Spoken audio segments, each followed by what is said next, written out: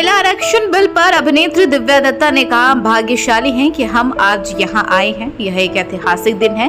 इसका हिस्सा बनना हमारे लिए खुशी की बात है। पहल करना जरूरी है। यह पहल प्रधानमंत्री नरेंद्र मोदी ने की, इससे प्रोत्साहन मिलता है। आज पहली बार ऐसे नए पार्लियामेंट में आने का मौका मिला और मैंने एक फिल्म की थी पहले, संविधान, श्याम बेनेगल की। तो एक सेट बना था बकायदा और वहां पर हम लोग बैठे थे और इतना सरियल लगता है कि आप आज नए पार्लियामेंट हाउस इतना खूबसूरत जो बनाया गया है और इतिहास इतना खूबसूरत, हिस्ट्री इतनी अच्छी, एवरीथिंग ब्यूटीफुल और एक एक चीज बहुत सोच कर बनाई गई है। तो इट्स अ प्लेजर। वहां इतना टेक्नोलॉजी इतनी अच्छी कि आप वहां जाएं तो आपको रिकॉर्डिंग में पूरा सुनाई देता है। जो नहीं पढ़ रहा वो सुन रहा है, स्कैन कोड्स हो रहे हैं। It's amazing. It's something that मुझे लगता है कि हम बहुत खुशकिस्मत रहे कि आज के दिन यहाँ पर आए। और आज वैसे भी ऐतिहासिक दिन है, डिस्कशंस चल रहे थे खूब सारे रिजर्वेशन बिल पर। सो बीन अ प्लेजर कि इसका आप एक हिस्सा बन पाए और आदरणीय प्रधानमंत्री जी को बहुत शुभकामनाएं देना चाहूंगी कि उन्होंने इस बिल को पास करवाए। तो और इट्स जस्ट लवली। शुक्रिया। आपको लगता है कि बहुत सारी महिलाएं आएंगी, राजनीति में सांसद बनेंगी, विधायक बनेंगी?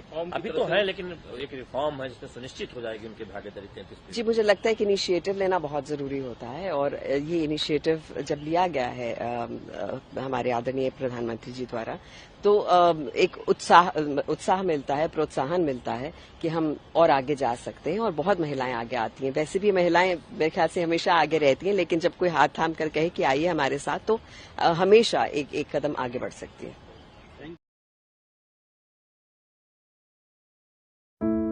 अभिनेत्री तमन्ना भाटिया ने महिला आरक्षण लेकर कहा, महिला आरक्षण बिल का पास होना हमारे देश के लिए ऐतिहासिक बात है। यह बिल बहुत जरूरी है। विश्व में महाशक्ति बनने की ओर यह पहला कदम होगा।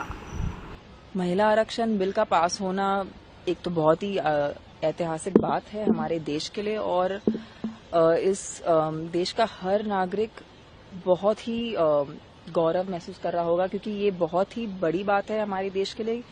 विमेन्स रिप्रेजेंटेशन अगर सही तरीके से नहीं होती, जो हमारी आधी आबादी है उनकी भागीदारी अगर सही तरीके से नहीं होती, तो जब हम सोचते हैं कि हम 5 या 10 ट्रिलियन की इकोनॉमी की बात करते हैं, हम सोचते हैं वो ये भागीदारी के बगैर मुमकिन ही नहीं है।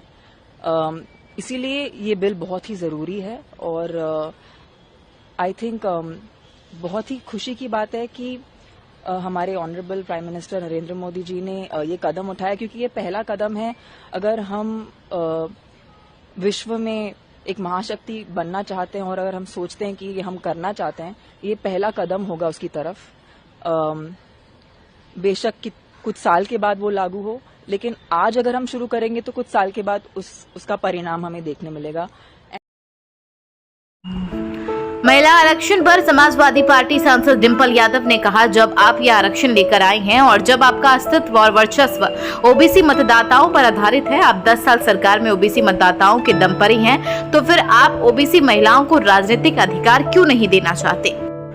लेकिन आप रिजर्वेशन लेकर आए हैं और जब आप ये रिजर्वेशन लेकर आए हैं, जब आपका अस्तित्व और वर्चस्व ओबीसी वोटर के बेस पे है और आप 10 साल सरकार में ओबीसी वोटर्स के बेसिस पे ही हैं, तो आप ओबीसी महिलाओं को क्यों नहीं उनका राजनीतिक अधिकार देना चाहते हैं?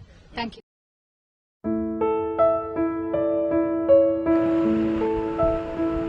भिलाई में एक जनसभा के संबोधन के दौरान कांग्रेस महासचिव प्रियंका गांधी ने कहा, जनता जागरूक तब भी थी और जनता जागरूक अब भी है, लेकिन अब जनता के जज्बात का इस्तेमाल हो रहा है। धर्म जाति की बातें होती है और इसमें इनका राजनीतिक इस्तेमाल होता है और अब जब यह होता है तो आप नहीं पूछेंगे कि तुमने मेरी सड़क क्यों नहीं बनाई।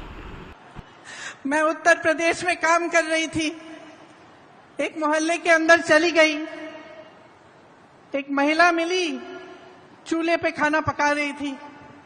मैंने पूछा, गैस सिलेंडर है? कहा है दीदी, खाली पड़ा है।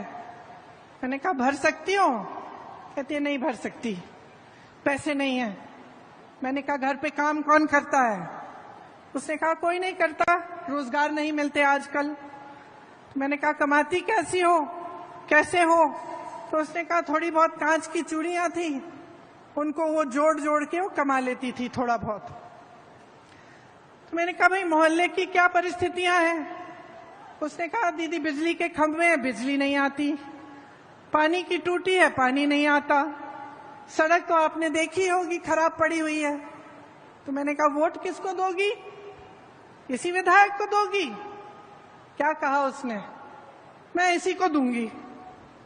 मैंने कहा अरे वाह, अभी तो तुम कह रही थी कि पानी नहीं है, बिजली नहीं है, सड़क नहीं है, रोजगार नहीं है, कमा नहीं पा रही हो, तो इसको क्यों वोट दोगी? इसने क्या किया है तुम्हारे लिए? तो वो धर्म की बातें करने लग गई, जाति की बात करने लग गई। तो तब की राजनीति और आज की राजनीति में बहुत फर्क है।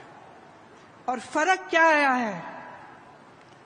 जनता जागरूक तब भी थी, जनता जागरूक अब भी है, लेकिन अब जनता के जज्बातों का इस्तेमाल हो रहा है।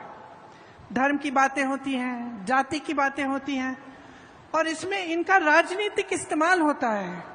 और इनका राजनीतिक इस्तेमाल इसलिए होता है क्योंकि जब आपका ध्यान उस तरफ होता है जहां आपके जज्बात है, आपका धर्म है, आपकी जाति की बात है, तो आप नहीं पूछेंगे कि मेरी सड़क तुमने ठीक क्यों नहीं की।